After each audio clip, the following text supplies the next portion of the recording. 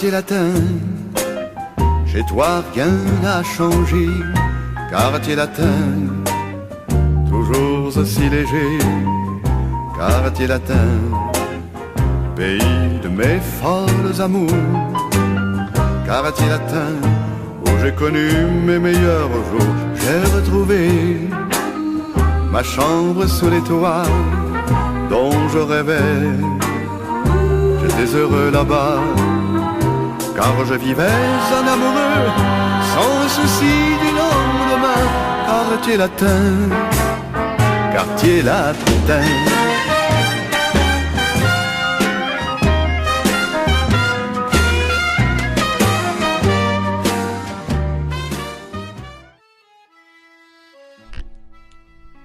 Homme hors du commun et aux talents multiples, Bertoni naît le 10 janvier 1903 en Italie. Il est issu d'une famille modeste. Bon élève, il grandit sans histoire, passant ses examens primaires avec succès. À la mort de son père, Flaminio, qui n'a alors que 15 ans, est recruté comme apprenti à la Carrozzeria Macchi de Varese.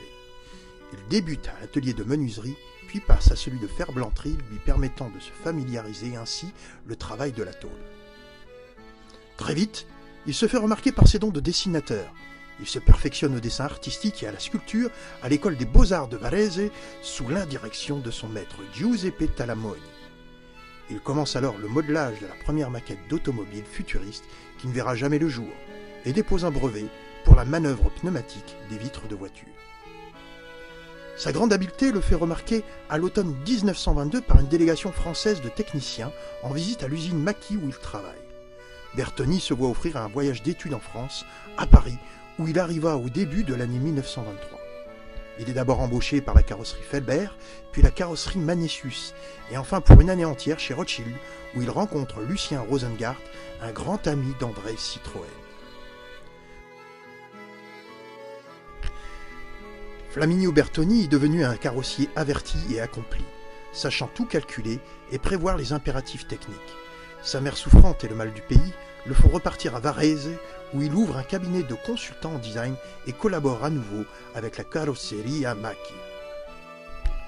Flaminio Bertoni est très vite contacté par André Citroën en 1932, qui lui confie alors la direction du service style qu'il gardera jusqu'à sa mort en 1964. Pendant plus de 30 ans, il va façonner l'image des véhicules au double chevron grâce à des lignes qui seront sa principale caractéristique. Il conçoit entre autres la carrosserie de la traction avant, mais il conçoit aussi celle de la 2 chevaux, celle de la DS, voiture emblématique de la présidence de Charles de Gaulle. Flaminio Bertoni meurt d'une hépatite foudroyante en 1964 en France, à Antony, à l'âge seulement de 61 ans. Il est enterré avec son épouse Lucienne Maraudon et son deuxième enfant Serge. C'est le 10 mai 2007 qu'a été inauguré enfin à Varese un musée qui portera son nom, le Museo Bertoni.